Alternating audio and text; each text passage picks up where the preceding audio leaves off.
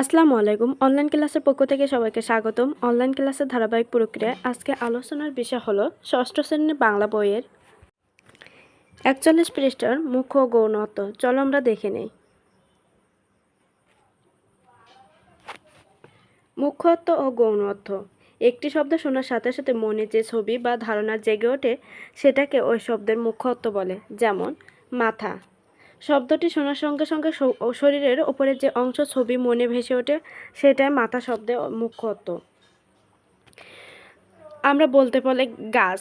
গাছ বলতে আমরা গৌণ অর্থই বোঝাই, বাট যখন বলবো আম গাছ সেটা শুধু একটা আম গাছের নির্দিষ্ট ছবি আমাদের মনে ভেসে উঠবে, এটা মুখ্য অর্থ।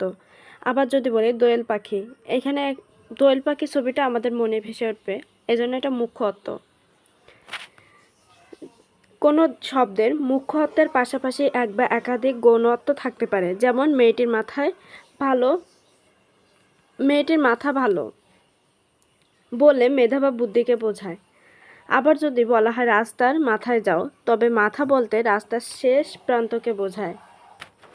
মেয়েটির মাথা ভালো, এখানে মেয়েটির মাথা বলতে ব্রেনকে বোঝানো হয়েছে, এজন্য এটা গৌণ অর্থ।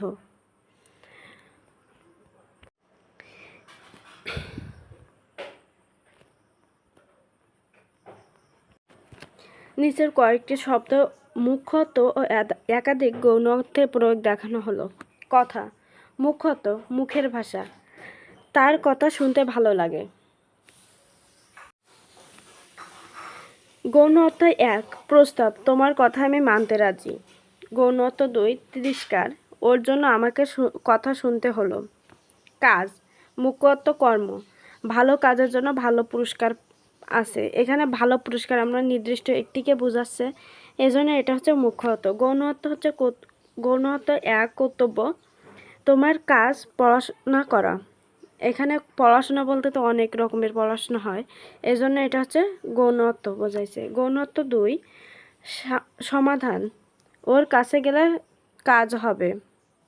এখন ওর কাছে বলতে অনেক লোকের কাছে, এখানে তো নির্দিষ্ট কোনো ব্যক্তিকে বোঝাচ্ছে না, এই জন্য এটা গৌণ অর্থ। পাগল। মুখ্য অর্থ মানসিক রোগী, পাগল হয়ে সে এখন পথে পথে ঘুরছে। আমরা পাগল বলতে সাধারণত মানসিক রোগীকে বোঝাই, এই একটা নির্দিষ্ট একে বোঝাচ্ছে, এই জন্য এটা মুখ্য অর্থ। গৌণ অর্থ ১ মুগ্ধ, ভাটিয়ালি গানে পাগল করা সুরে মন ভরে যায়।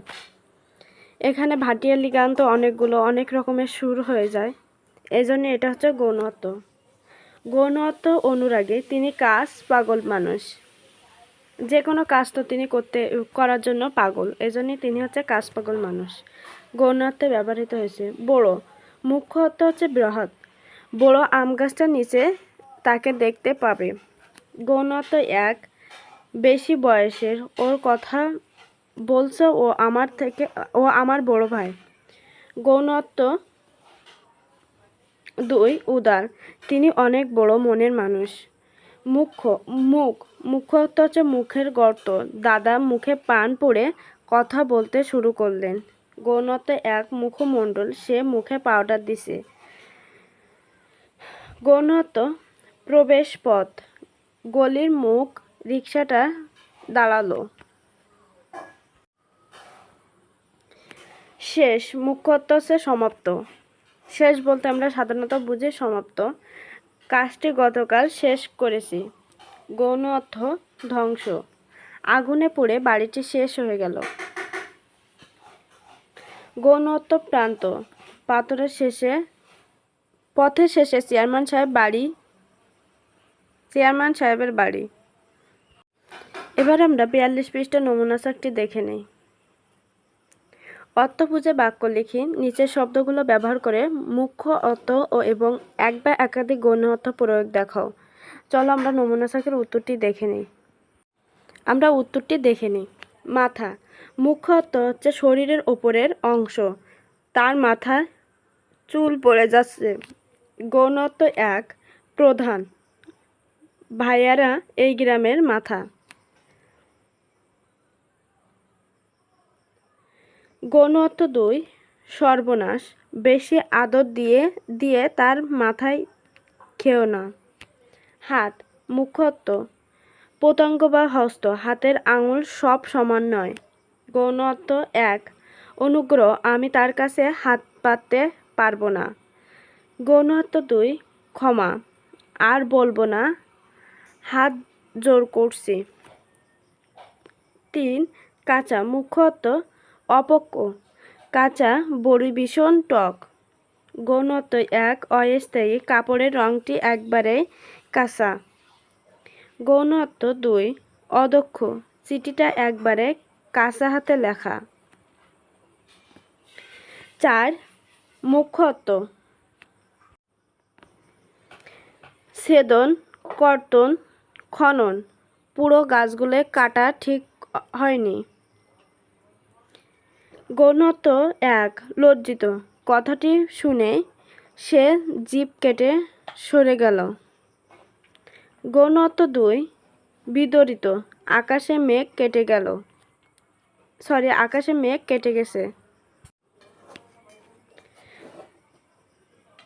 5 চোখ মুখ্য অর্থ দৃষ্টি, সে চোখে ঝাপসা দেখে।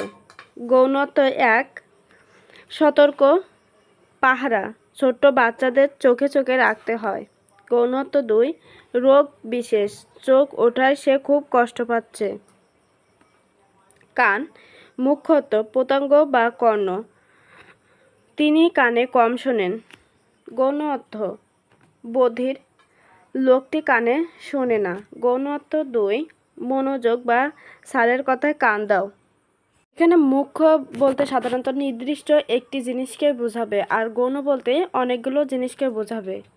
ধন্যবাদ সবাইকে সাথে থাকার জন্য। পরবর্তী ক্লাস দেখার জন্য আমন্ত্রণ রইল, এবং যাদের ক্লাসটি ভালো লাগবে সাবস্ক্রাইব করে পাশে থাকবেন।